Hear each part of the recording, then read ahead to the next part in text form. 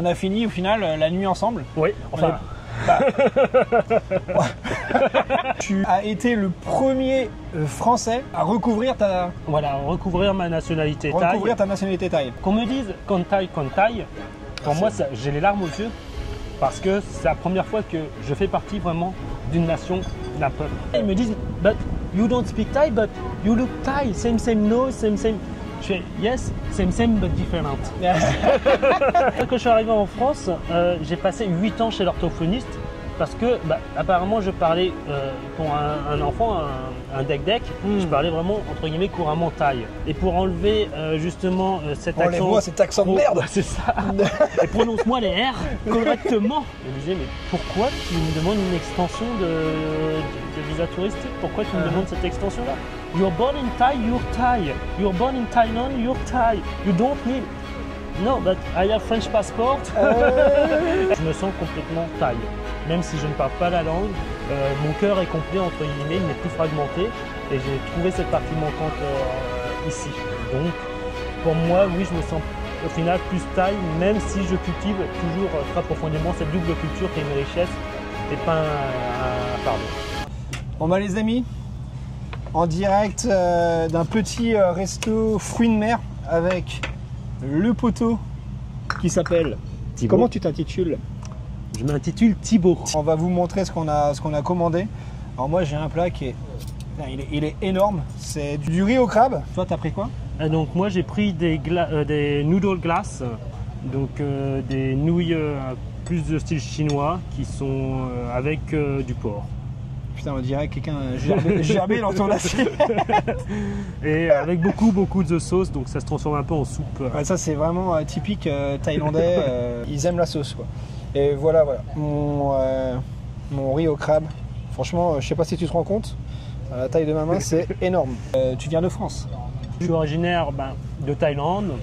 En fait, je suis né en Thaïlande, mais quand je suis né, j'avais pas de parents, donc ils m'ont placé dans un orphelinat royal thaïlandais à Bangkok, qui est l'orphelinat de Pakred, à Nonthaburi. Et à l'âge de 3 ans, j'ai été adopté par une famille française donc, de Normandie, qui sont venus plusieurs fois avant visiter l'orphelinat et qui ont choisi de m'adopter au bout de 7 ans. Enfin, ils ne me connaissaient pas pendant les 7 années de procédure d'adoption. Mais, ça prend 7 ans? Ouais. Parce qu'à l'époque, c'était avant les années 90, donc je suis dans les premières adoptions de plénière. C'est-à-dire que ce sont des adoptions où tu vas juste payer les timbres fiscaux administratifs pour les papiers. Et par la suite, théoriquement, tu es reconnu comme si tu étais né en France, donc à part entière française en étant adopté. Et donc je suis arrivé à l'âge de 3 ans à Rouen, en Normandie, où j'ai fait les 3 quarts de ma scolarité là-bas. Après, j'ai décidé un petit peu de changer d'air et de bouger un peu ailleurs, en dehors de la France. Ouais, t'as pas mal bourlingué. D'ailleurs, t'as fait quoi alors après la France? T'es parti au Canada, c'est ça? Tout à fait, oui. Je suis parti au Canada, toujours dans un projet professionnel. En France, j'ai été militaire de la gendarmerie et puis après ambulancier au SMUR et puis dans des sociétés privées. Et je voyais que je stagnais au niveau professionnel, donc je me suis dit je vais essayer le côté anglo-saxon. Et le Canada, je l'avais déjà testé un petit peu en vacances, donc tu vas me dire c'est différent entre les vacances et après le projet professionnel. Ouais. Mais c'est un pays qui m'avait vraiment attiré énormément pour la beauté de ses paysages. J'ai passé le cap et je me suis dit à l'âge de 25 ans, je vais déménager au Canada. Et à 25 ans, donc j'ai déménagé au Canada. J'ai commencé par l'Ontario, donc j'ai travaillé dans la capitale, à Ottawa, dans les paramédics. Et après, quand la pandémie est arrivée, donc en 2021, j'ai complètement changé mon fusil d'épaule. J'ai arrêté le médical et je me suis reconverti en tant que park ranger dans les milieux arctiques. Est-ce que tu as la raison du fait que tes parents t'aient abandonné? Donc, moi, je connais pas du tout en fait mes parents biologiques. J'ai été mis en fait sur les papiers de naissance, c'est la nurse qui a fait l'accouchement ainsi que le médecin chef de service qui ont apposé leur nom. Je suis né sous X. J'ai été placé de l'hôpital, de la maternité directement à l'orphelinat royal. L'orphelinat royal parce que le roi Feu Rama IX, qui est décédé en 2016, a construit de ses propres deniers, a érigé 25 orphelinats répartis un peu partout en Thaïlande, pour pouvoir justement lutter contre le marché sexuel et la revente des enfants, tout ça, et la pédophilie. On nous a énormément appris sur l'histoire de Rama IX parce que c'est justement un roi qui a énormément donné à son peuple et essayé de sauver un maximum d'enfants contre les réseaux pédophiles. Quand tu dis on nous a beaucoup appris, tu veux dire Donc c'est à l'orphelinat, déjà à l'âge de 3 ans, on nous inculque le respect. T'as des souvenirs? Quelques souvenirs, c'est et puis les nurses, quand je suis retourné plusieurs fois à l'orphelinat après, pour garder contact justement avec mes racines, m'ont montré des photos justement où le roi était venu et où on nous inculquait aussi l'hymne national, même à l'âge de 3 ans, le why envers le roi, tous ces protocoles-là. Et de toute manière, tu regardes au niveau de la Thaïlande actuellement, énormément de Thaïlandais vénèrent encore ce roi-là qui est pourtant décédé. Il est aimé partout. C'est un roi qui s'est énormément impliqué dans la vie sociale de son peuple. Très aimé.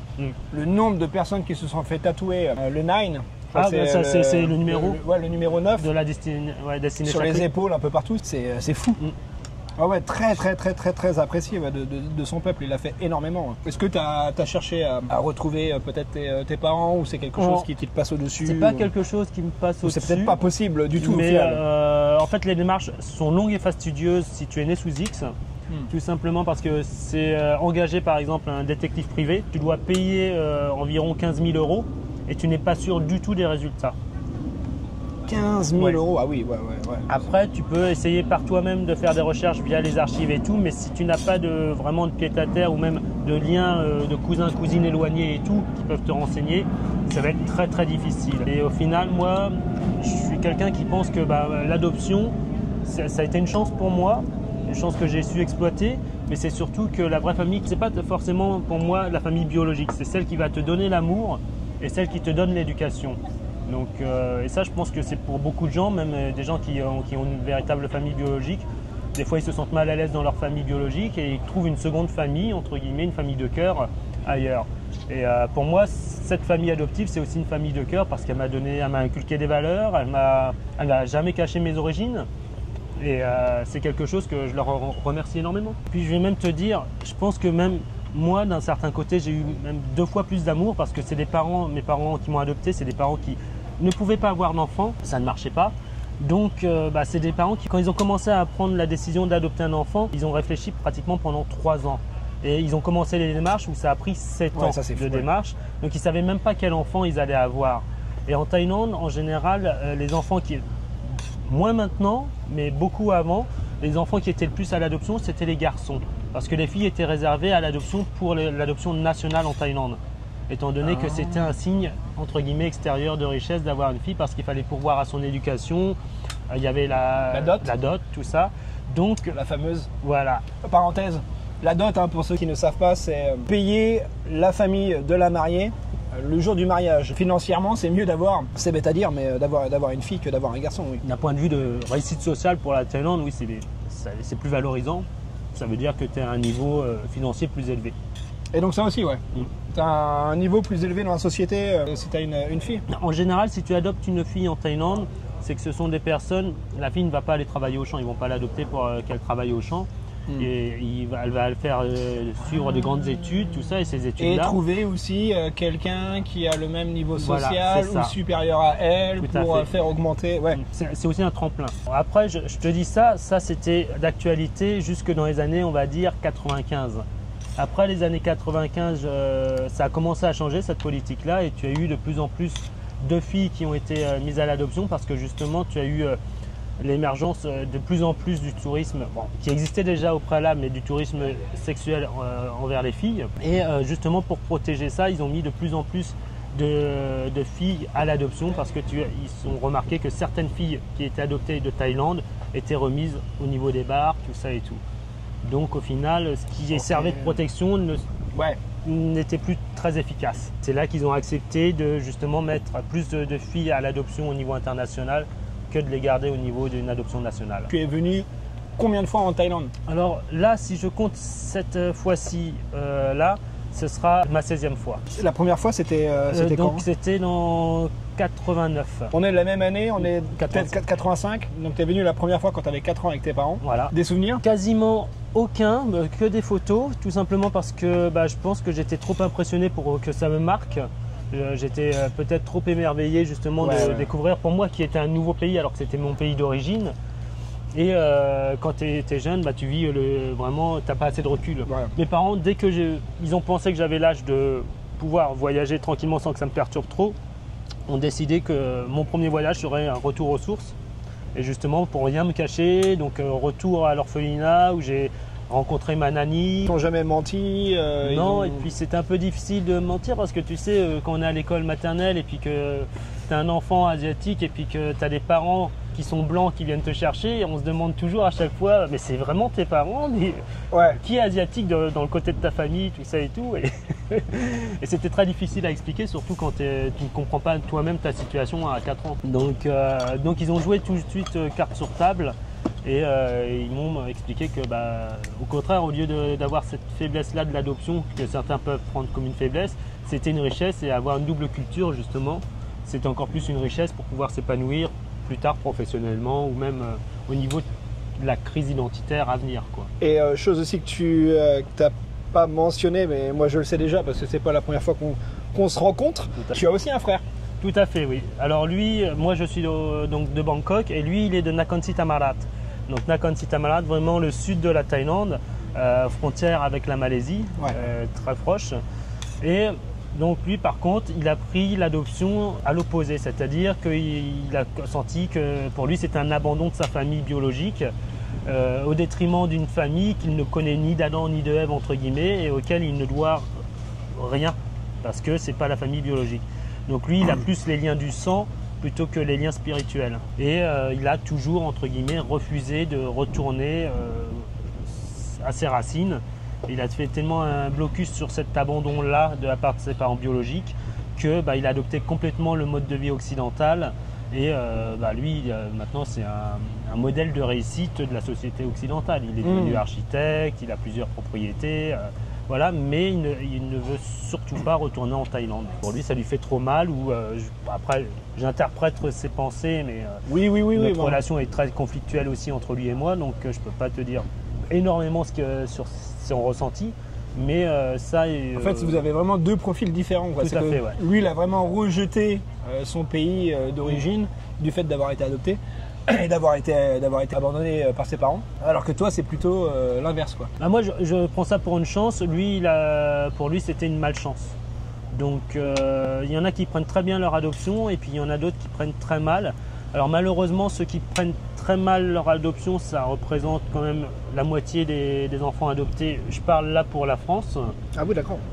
Où il y a une très grosse remise identitaire en question et on va dire que certains climats, certains environnements, que ce soit en France ou dans d'autres pays, n'aident pas justement à s'épanouir au niveau de ton identité quand tu es étranger ou que tu as des origines étrangères, notamment en Thaïlande, et que tu es en plus adopté. Il faut savoir quand même qu'on est quand même deux cultures complètement opposées, enfin pas opposées, ça peut être complémentaire, mais deux cultures complètement différentes. Ouais, différentes, ouais. Une qui est quand même bouddhiste et axée quand même sur le polythéisme, donc la croyance en plusieurs génies, en plusieurs spiritualités. Et alors que la France et l'Europe a des racines quand même qui sont judéo-chrétiennes, donc monothéistes, avec qu'une seule religion. C'est toujours un peu le combat de l'unique versus le multiple. Quand tu es sur l'unique, tu as toujours une tendance à être très conservateur et à voir les choses qui sont étrangères un peu différemment et d'être peut-être moins tolérant certaines fois.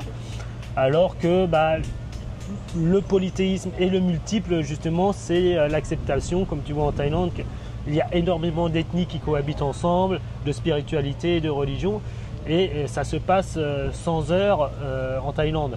Bon, à part dans le sud de la Thaïlande, mais ça c'est plus des problèmes géopolitiques qu'autre chose. À ce niveau-là, beaucoup d'enfants thaïlandais se trouvent perdus justement parce que je pense... Après, thaïlandais, c'est pas propre à, non, pas propre adopté, à la Thaïlande, mais ouais.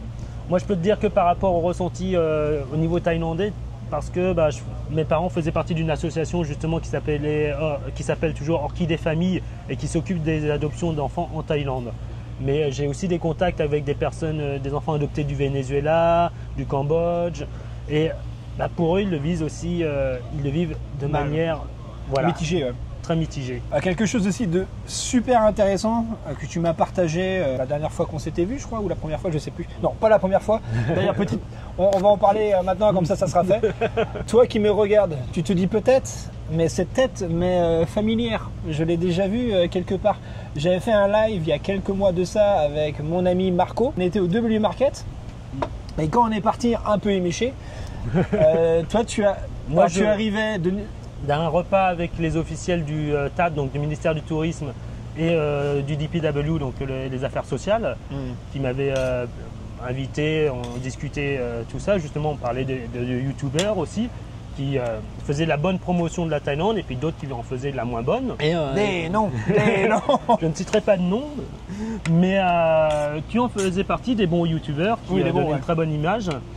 Et puis justement, quand on regardait les vidéos YouTube, on a vu que tu faisais un live. Et puis moi, je t'ai envoyé un message. J'ai dit vers quel coin tu es. Bon, après, moi, je devais rentrer à mon hôtel, mais il y avait tellement de trafic que mon taxi ne s'est jamais rendu à l'hôtel. Et puis moi, j'en ai marre. Donc, je suis sorti. C'est à ce moment-là où j'ai vu deux farangues, qui parlaient très bien français avec des caméras, passer juste à côté de moi. Et là, j'ai fait, mais il ressemble à Charles. Et là, je me retourne et c'était bien toi. Voilà, donc c'est comme ça qu'on s'est rencontrés. Et on a fini au final la nuit ensemble. Oui, enfin. Ouais, on se calme. On a fini. On a fini au seuil 11. On a été au seuil 11. Hilary 3. Donc restaurant, puis Hilary 3. Et ensuite Climax. Pour ceux qui connaissent. Et depuis, on a gardé contact. Voilà, bref. Belle rencontre. Voilà, belle rencontre. Et tu m'as dit que tu avais été. Ça, c'est un truc qui m'a vraiment choqué. Tu m'avais dit que tu as été le premier Français à recouvrir recouvrir ma nationalité thaï. Recouvrir ta nationalité thaï. Parce qu'en fait, tous les enfants thaïlandais qui sont adoptés par des étrangers peuvent, s'ils le veulent, redemander leur nationalité thaï. Le procédé est très très simple et en l'espace de... Bon, moi, étant donné que j'étais le premier, j'avais pas encore toutes les informations, donc ça m'a pris c'est dingue. 2 mois et demi à avoir ma carte nationale d'identité. Et sinon, si tu as vraiment toutes les informations dès le départ, tu peux l'avoir entre 2 semaines et 1 mois. D'accord, donc si tu es thaïlandais adopté, tu peux entre 2 semaines et 2 mois avoir tous tes papiers, en gros, ta carte nationale d'identité thaï. Et donc on est bien d'accord, hein, tu as été le premier en France, parce qu'en Europe tu m'as dit qu'il y en a eu avant toi. Ouais, 4 ou 5. Donc il y a seulement 4 ou 5 Thaïlandais adoptés qui ont demandé à recouvrir leur nationalité thaïlandaise. À recouvrir leur nationalité thaïlandaise pour habiter en Thaïlande. Pour habiter en Thaïlande. Certains ont recouvré déjà leur nationalité thaïlandaise via leur ambassade, mais sont restés dans les pays, d'origine. Mais en France, apparemment, selon le DPW thaïlandais, je suis le premier enfant adopté français à redemander et à vouloir habiter en Thaïlande. Et moi, ce qui me fait rire par rapport à ça, c'est que tu as des mecs comme moi, et comme toi, à mon avis, peut-être qui me regardent, qui veulent absolument venir s'installer en Thaïlande. Je suis bien placé pour le savoir parce que je reçois énormément de messages sur YouTube, d'emails, de messages privés, etc. De personnes qui veulent venir s'installer en Thaïlande, ils ne savent pas comment faire au niveau des visas, au niveau du travail. Et en gros, on galère. Et tu apprends que Thibaut, en fait, c'est le premier Thaïlandais adopté, parce que je pense qu'il y en a quand même un paquet. Est-ce que tu as un nombre? En France, on est, selon les derniers chiffres que j'ai eus, mais ça remonte des années 2005 de Orchidée Famille, quand ma mère s'occupait de cette association-là en tant que secrétaire, on était environ 435 enfants adoptés de Thaïlande. Et là, je pense qu'on atteint quasiment les 1000. Ah oui, d'accord. Maintenant. Donc sur les 1000, tu es le seul à vouloir venir vivre en Thaïlande, quoi. Après, beaucoup d'enfants sont. Je pense qu'il y aurait beaucoup plus de demandes si justement ces enfants-là étaient au courant qu'ils pouvaient redemander la nationalité, recouvrer leur nationalité thaï, parce que justement, depuis les années 90, il y a l'adoption de plénière, et l'adoption de plénière, définie par la loi française, c'est comme si tu étais né en France. Donc au final, pour eux, tu n'as qu'une seule nationalité et ton ancienne nationalité est perdue. Alors que si ils savent qu'ils peuvent la recouvrer, d'ailleurs tu as un document officiel du gouvernement thaï qui te dit que personne ne peut t'empêcher de recouvrer ta nationalité thaï, même pas un gouvernement étranger. Puis après, tu peux faire aussi un minimum de recherche. Quelle a été leur réaction? Est-ce qu'il y a eu quelque chose de particulier? La Thaïlande, tu sais, c'est un pays qui est très patriotique, qui est très fier de ses enfants, entre guillemets, de son peuple, de ses origines, tout ça. Mais pour les officiels de mon orphelinat et les personnels de mon orphelinat, pour eux, c'était une victoire de voir qu'une personne qui avait vécu dans un pays occidental, donc soi-disant, selon eux, beaucoup plus développés, reviennent en Thaïlande justement parce qu'il y a cette perte de... retourner aux sources. Voilà, retourner aux sources. Et pour eux, c'est une victoire et ils en parlent comme si c'était vais dire Le ça, retour le retour du- de Messi. le retour du Messi. Mais c'est ça, Il est retour. c'est l'enfant chéri, entre guillemets, revient Ah, c'est fou. dans les girons de sa mère, tu vois. Ouais. Mais C'est- je vois très bien, j'ai l'image. Ouais, la fierté de se dire, voilà, y a l'un des nôtres qui revient à la maison mère. Et ils te le disent, hein, de toute façon, Kantai. Donc c'est très prenant et moi qui me suis toujours un peu senti déraciné, qui ai pas mal voyagé justement pour essayer de trouver cette chose qui me manquait en moi, je l'ai retrouvé qu'en Thaïlande. Et qu'on me dise Kantai, pour moi j'ai les larmes aux yeux parce que c'est la première fois que je fais partie vraiment d'une nation, d'un peuple. C'est bien que tu parles de ça parce que j'avais aussi une question. Quand tu es en France, est-ce que tu es accepté en tant que Français? Parce qu'il y a des gens, tu vois ce que je veux dire? Non, genre en France, ils sont jamais Français. Et puis quand ils sont chez eux, ils sont jamais au final. Ouais, non, moi en France, le physique prévaut. Le physique prévaut, donc j'ai un physique asiatique, donc déjà les 3/4 des gens me prenaient pour un Chinois. Tu subis un certain racisme accepté, mais par la société occidentale en général, parce qu'on sait que les Asiatiques, ils sont discrets, ils n'aiment pas trop faire Les de vagues, scandales, ils font tout pas de ça. vagues, ils portent Mais, pas plainte. Et ça m'a beaucoup desservi, que ce soit dans mes avancements professionnels, ou sinon on avait la tête de l'Asiatique hyper fort en informatique et au ping-pong, Ouais. et le reste nul, tu vois. Ouais, donc pour peu que toi tu sois pas bon en informatique, en maths C'est ça. ou au ping-pong. Toutes les matières scientifiques, j'ai fait un bac littéraire, donc toutes les matières scientifiques, moi c'était nul. Et j'ai déçu beaucoup de mes enseignants qui pensaient que justement j'étais une tête en... Alors que je suis nul là-dedans. Ah, dans les, ces matières les scientifiques. stéréotypes. Ah, les stéréotypes ont la vie dure. Là. Ouais. C'est pas une flash news. En France, il y a du racisme envers les Asiatiques qui est passé sous la table, quoi. Voilà. Je vais même pas dire du racisme. Pour moi, c'est vraiment plus une méconnaissance que parce que pour moi, le racisme, tu sais, c'est une méthode de classification en estimant qu'il y a des races supérieures et des races inférieures. Là, c'est plus une méconnaissance culturelle de l'environnement qui est autour de l'Europe, tu vois, en se basant sur des stéréotypes véhiculés par les films ou les médias. Ouais. Donc justement, quel a été, quand tu as été en âge de comprendre, quel a été ton... T'en as déjà un peu parlé, mais quand tu es arrivé en Thaïlande et que là, soudainement, tu te retrouves avec des gens qui te ressemblent. J'allais dire qu'ils parlent ta langue, mais tu parles pas. D'ailleurs, oui, il y a tellement de choses à dire. Tu ne parles pas thaïlandais. Non, Thai Mit Noi. Quel a été ton feeling en arrivant en Thaïlande et te dire, ah, c'est chez moi, c'est là où je suis né? Le retour aux sources, mais le fait de ne pas parler le thaï, pour moi, n'a pas été une barrière sur le sentiment où je me sentais quand même complètement intégré.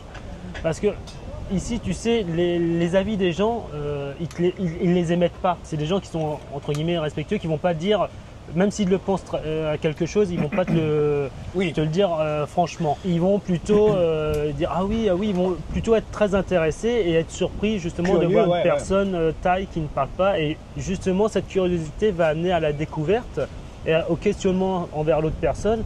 Et justement, pour eux, les Thaïlandais, c'est aussi leur principe spirituel, c'est s'élever et s'épanouir avec la rencontre d'autres personnes. Et donc, les Thaïlandais sont toujours des gens très sociables, hein, et en général très souriants, on le sait ça. Ouais. Et là-dessus, je pense que même un étranger, un farang, même si du côté financier il sera toujours considéré comme un farang, peut se sentir entre guillemets accepté par les Thaïs. Toi justement, dans la famille de Kay, tu es complètement intégré. Ah ouais, bien sûr, complètement. Ah ouais. Et justement, t'as pas cette, je ne ressens pas que ce soit envers moi ou envers des amis qui sont farangs, de ressenti et de jugement ou de comparaison dû à leurs problèmes linguistiques ou à leur couleur de peau, tu vois. Mais quelle est justement la réaction des gens quand ils te voient, ils te parlent thaïlandais, comme là on est arrivé au restaurant, ils sont retournés vers toi et non vers moi. C'est quoi leur réaction quand tu... Déjà, qu'est-ce que tu leur dis? Tout passe à Thai Mai Lai?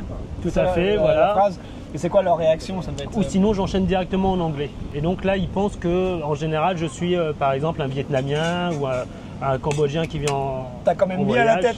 T'as quand même bien la tête du Thaïlandais. Et après ils me disent but you don't speak Thai but you look Thai, same nose, same.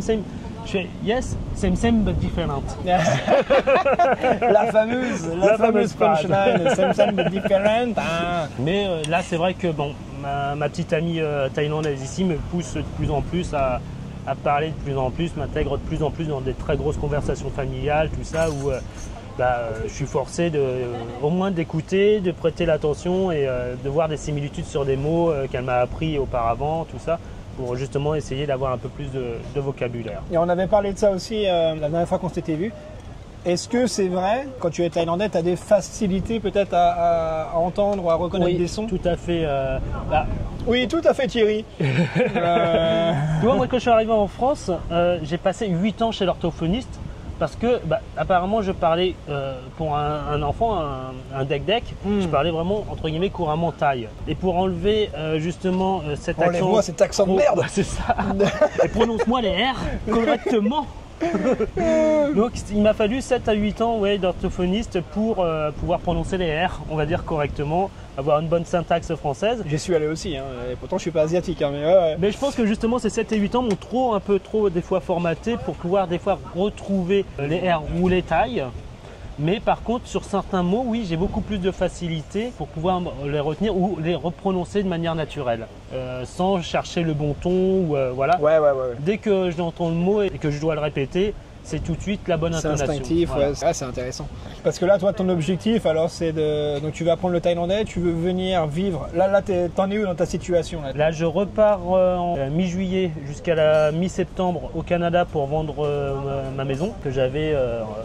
dans un parc national et après je reviens définitivement en Thaïlande pour m'occuper de mes projets, des projets axés sur l'écotourisme et l'accompagnement culturel ainsi que la sécurité. Donc niveau professionnel, tu comptes travailler aussi avec des étrangers, peut-être des Français?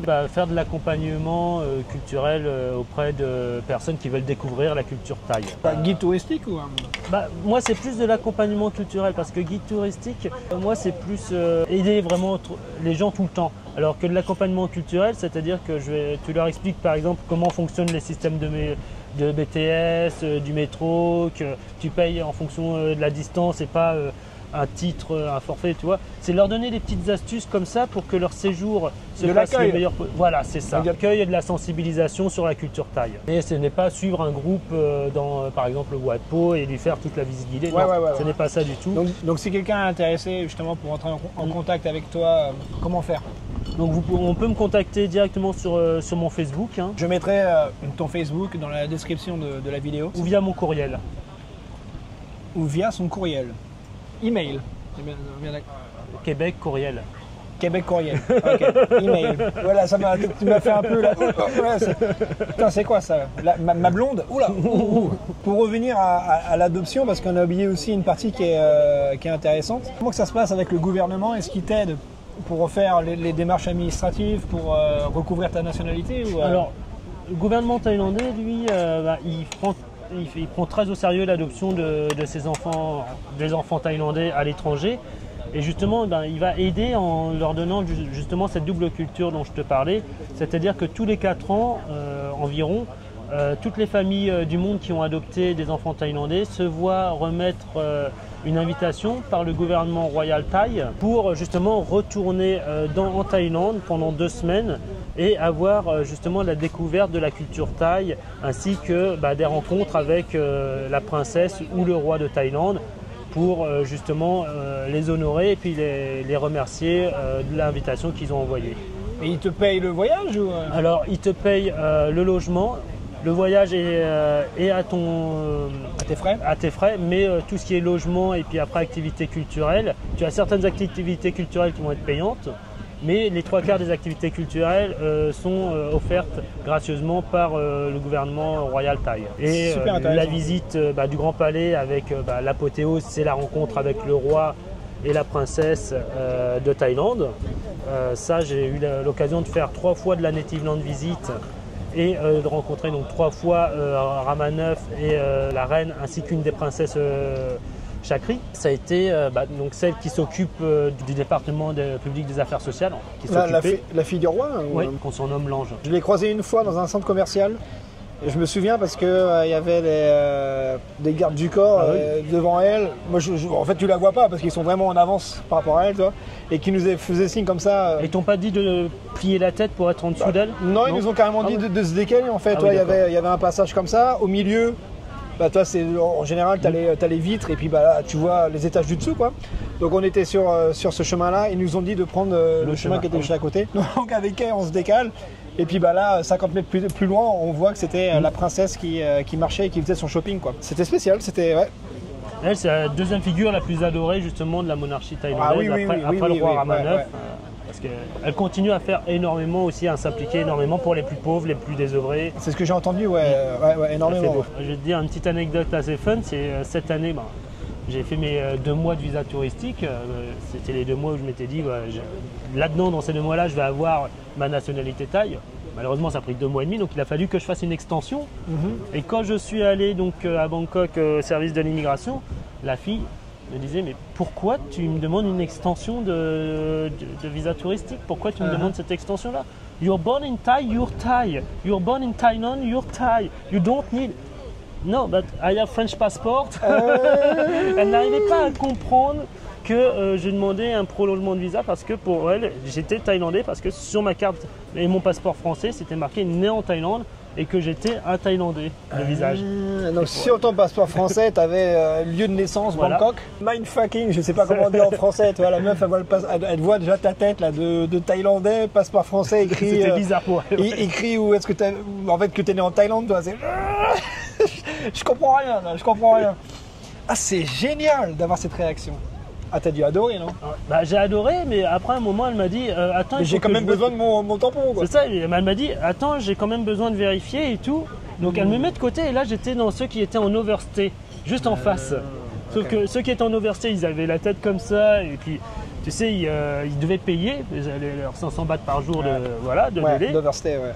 Et puis moi j'étais dans la salle juste en face d'eux, alors servi avec petit café, chocolat, tout ça en attendant la réponse de l'officiel du supérieur qui disait non, you're Thai, we will give you the stamp, but you're Thai, don't worry. Oui, mais tu as besoin du stamp parce qu'on les connaît, les Thaïlandais. Alors eux, ils sont super chauds, super contents. T'es Thaïlandais, t'arrives à l'immigration quand tu pars à l'aéroport, là, t'as le mec, non mais t'as un passeport français, il loue ton tampon, quoi. Par contre, quand tu fais tu recouvres ta nationalité, tu es au même statut que, on va dire, les pharaons qui avec vont une couverture. avoir...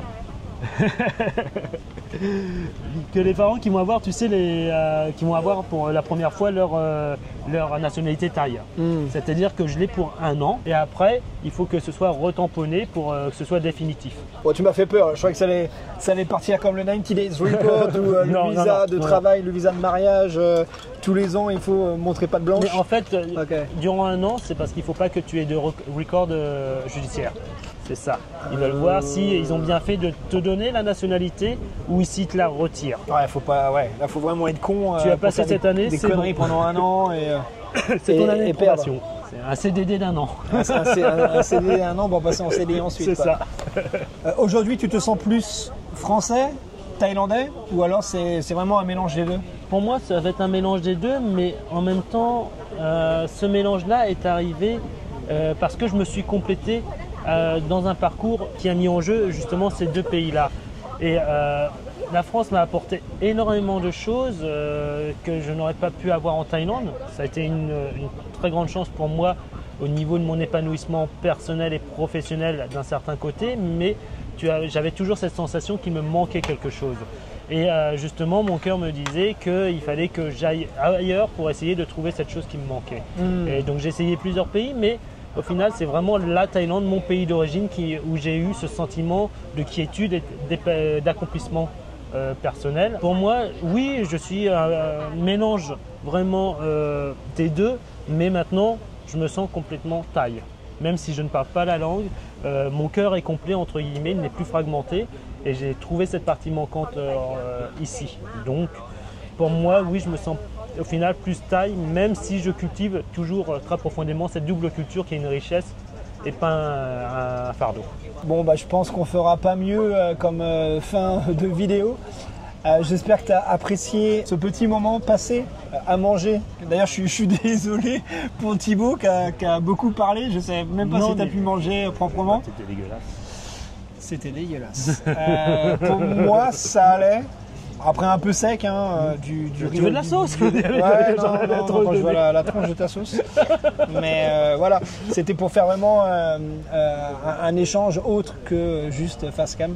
Je trouve que c'est sympa de le faire en mangeant. J'espère que tu as apprécié ce petit moment. Oui, c'était très sympa. Et j'espère que tu as apprécié cette petite vidéo. Si tu es encore là, c'est que tu es un bon. N'oublie pas de t'abonner, de liker, de commenter. Poil, mais moi, je te revois très vite pour de nouvelles aventures. En attendant, porte-toi bien. Ciao, poto!